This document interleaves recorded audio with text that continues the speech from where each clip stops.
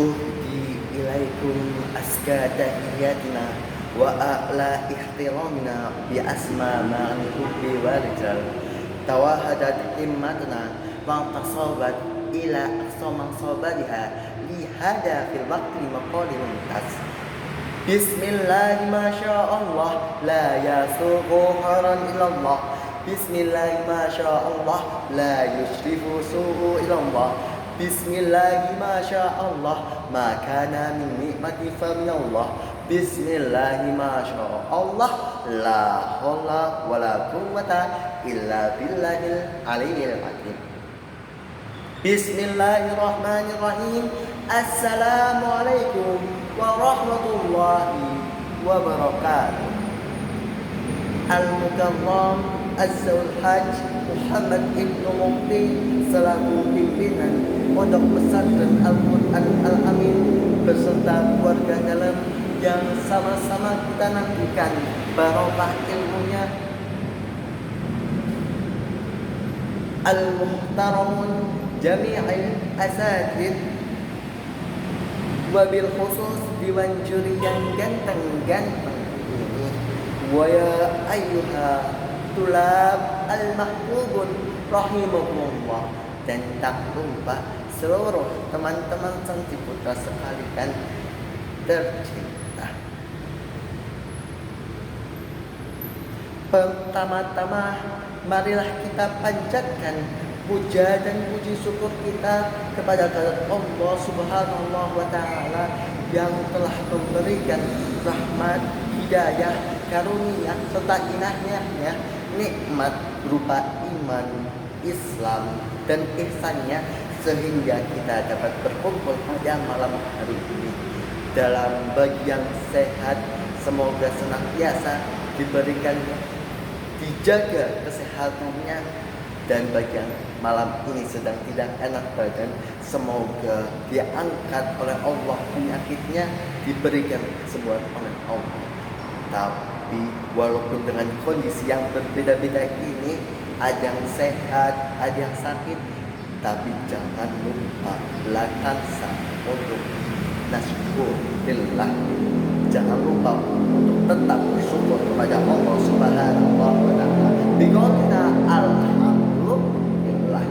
Kedua kalinya salawat serta salam tak lupa kita haturkan kepada junjungan kita Nabi akhir zaman, baginda kita Nabi Agung Sayyidina wa Maulana Muhammad sallallahu alaihi wasallam, yang telah membawa kita dari pada awalnya zaman yang gelap gulita, zaman kebodohan.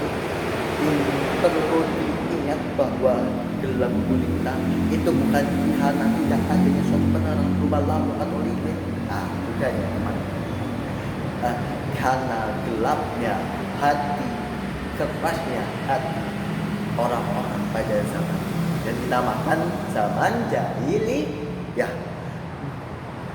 hingga dibawanya oleh Nabi Muhammad ke zaman yang penuh dengan terang benderang dan berikutnya bukan habis dinyalain lampu yang terang, tapi karena oleh Nabi Muhammad dibawalah agama yaitu dinul Islam. Ketiga kalinya pada kesempatan kali ini saya Ramadan Syafa Syahputra ingin menyampaikan khitbah yang bertemakan tidurnya nasionalisme pada kalangan generasi muda. Nasionalisme, apa sih itu nasionalisme? Siapa yang tahu coba? Apa sih itu nasionalisme? Pasti sudah tidak asing lagi kata nasionalisme dalam telinga kita. Coba siapa yang tahu di sini? Oke, ya bisa. Cinta tanah air. Nasionalisme itu sudah tidak asing lagi di telinga kita. Karena sudah kita pelajari saat MTS, SMA, serta mata kuliah pun saat kuliah juga ada di dalamnya dan nasionalisme. Kalau pembelajarannya, nasionalisme itu berasal dari kata bahasa Inggris dalam kata nation atau nation yang artinya negara atau saya dilahirkan, atau secara istilah adalah suatu kelompok atau orang yang berkependudukan, yang bertempat tinggal, yang cinta terhadap tanah airnya. Jadi dapat kita simpulkan bahwa nasionalisme ada cinta tanah air. Coba sebelum kita lanjutkan mendalam mengenai tema kita pada malam hari ini, untuk membagikan semangat nasionalisme pada dalam diri kita, marilah kita menyanyikan beberapa lagu wajib nasional. Yang pertama judul Dari Sabang Sampai Merauke, Wahid Ismail Selasa. Dari Sabang sampai Merauke berjalan pulau-pulau, sambung menyambung menjadi satu beban Indonesia. Indonesia tanah air, aku berjanji padamu menjunjung tanah air, ku tanah air, oh Indonesia. Masih menyanyi lagi enggak? Masih ada. Oh, lagunya sudah tidak familiar lagi di tangan kita, terutama sampai saat bersolawat kita sering menyanyikan. Ya. Itu juga kaitannya dengan nasionalisme, dengan judul Oh tanah airku Indonesia Raya. Saya cuma menyanyikan beberapa bait dari liriknya, ya, karena kalau nyanyikan semuanya akan terlalu. Oke, mari kita nyanyi sama-sama. Kita semua anak Indonesia, jadi satu garis dan satu peristiwa, berbeda kita tetap satu jua, bersatu padu dalam membangun Nusantara. Kita semua anak Indonesia, berbahasa satu bahasa Indonesia. Dari Sabang sampai Merauke itulah kita, jadi satu padu itulah Indonesia. Oh tanah airku Indonesia Raya, oh tanah airku Indonesia Raya, oh tanah airku Indonesia Raya, oh tanah airku Indonesia Raya.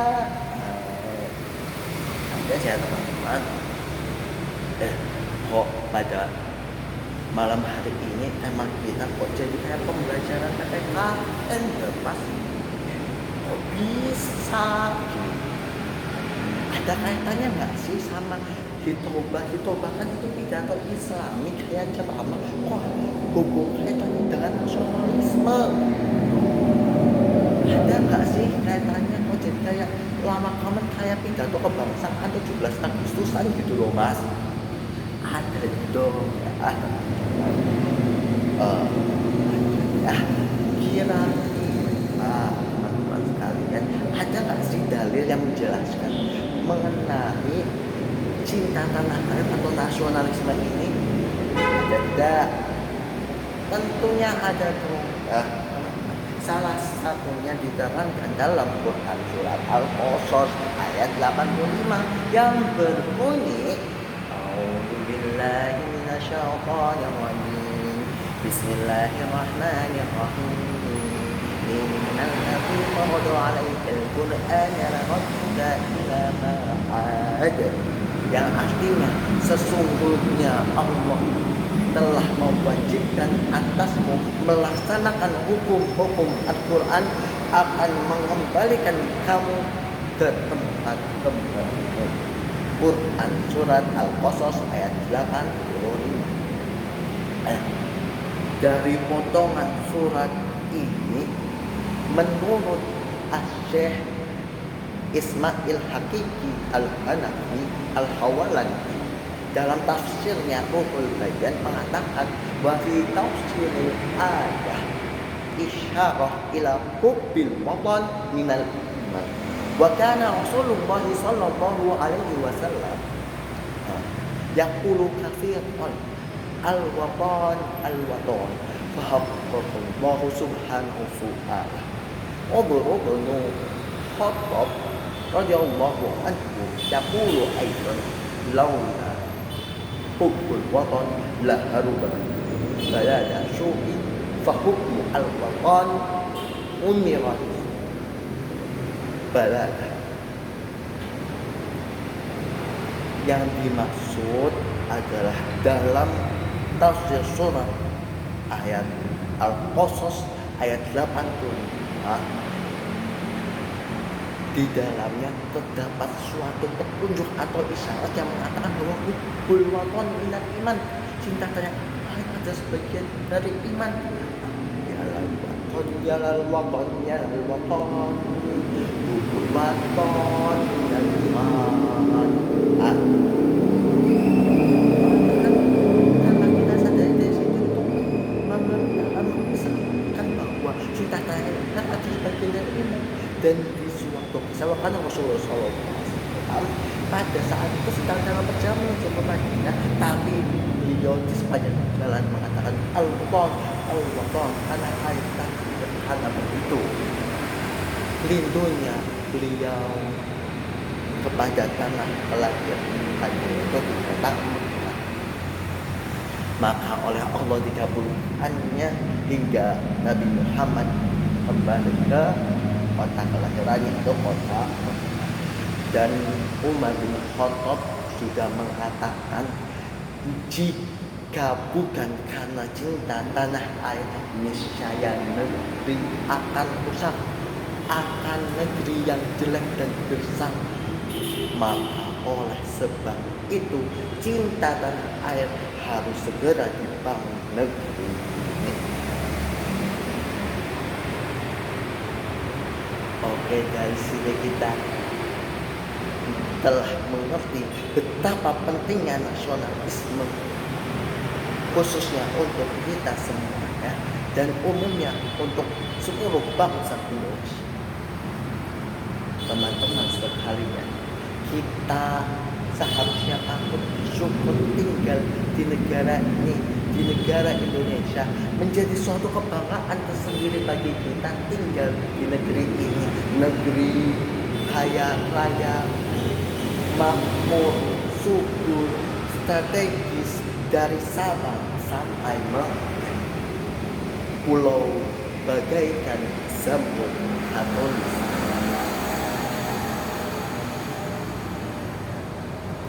Dari suatu kebanggaan tersebut menjadi adanya rasa yang tumbuh untuk mencintai tanah.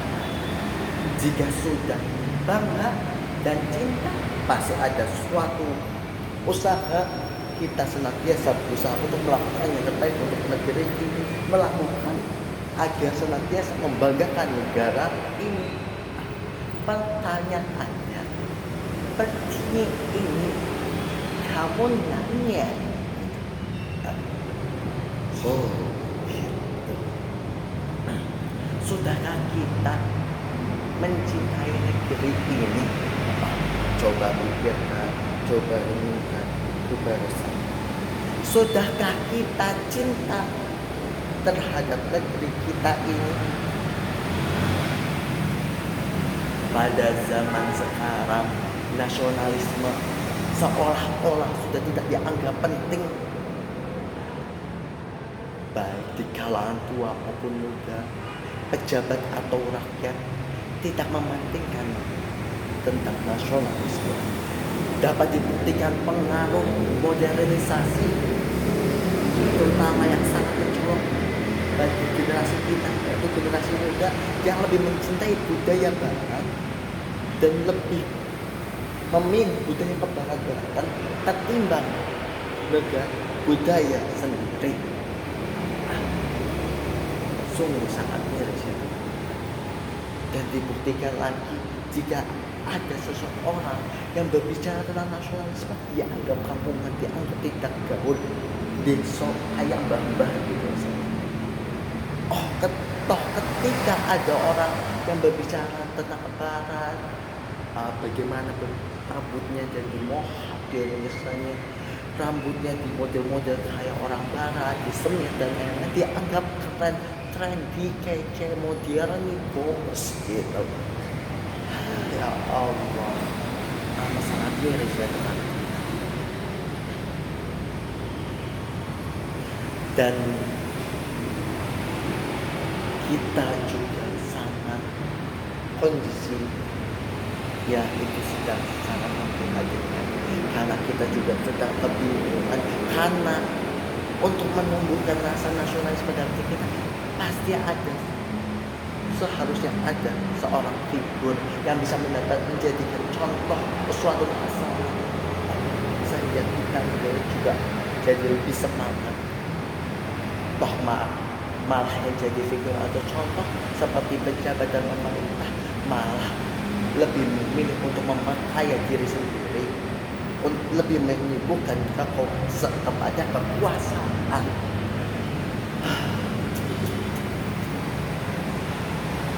Teman-teman sekalian, nasionalisme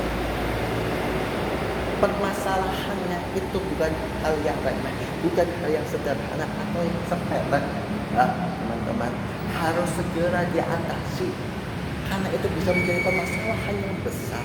Dan jika tidak dibentuk, selamanya juga tidak akan pernah terbentuk. Teman-teman. Oke, kita dari sekarang bisa memupuk rasa nasionalisme kita, nggak usah sulit-sulit ya teman-teman. Dari hal yang sederhana saja cukup bisa teman-teman, bisa, nggak ada yang nggak bisa. Hal yang terkecil pun sekalipun dengan cara mencintai produk-produk negara kita Indonesia dan dengan cara senantiasa menjaga kebersihan, jangan membuang sampah sembarangan. Dan kita jadi pemuda senantiasa dapat mengatur waktu dengan baik. Itu juga bisa jadi wujud kita cinta terhadap tanah air kita. Terlihat sepele ya ketika kita berbicara. Gak apa-apa, mari kita mulai bareng-bareng step by step itu demi berusaha untuk senantiasa mengatur waktu dengan baik, memanfaatkan waktu luang dengan hal-hal yang bermanfaat, dan tidak sebaliknya malah mengatur waktu luang dengan hal-hal yang buruk malah merugikan diri sendiri, bahkan naudzubillah min dzalik merugikan orang lain. Diterangkan juga dalam hadis qala Rasulullah sallallahu alaihi wasallam ihtani khamsan qabla khamsin. Halal yang perkara sebelum kita 5 perkara saja. Yang pertama, sababaka qabla haramika, masa mudamu sebelum datang masa tuamu. Yang kedua, masa sehatmu sebelum masa sakitmu. Yang ketiga, masa kayamu, masa mampumu memiliki cukup harta. Karena perlu diingat bahwa harta kita juga sebagiannya ada harta orang lain di dalamnya, maka saat waktu itu kita berusaha memberi kepada orang yang mampu sebelum datang masa sebelum mulai digeret. Yang keempat, masa senggangmu, memanfaatkan waktu dengan baik. Time is money, don't insult your time. Jangan sia-siakan waktu sebelum masa sebelumnya tiba. Dan yang kelima, hayatmu taka qabla maut, hidupmu sebelum datang ajalmu tiba.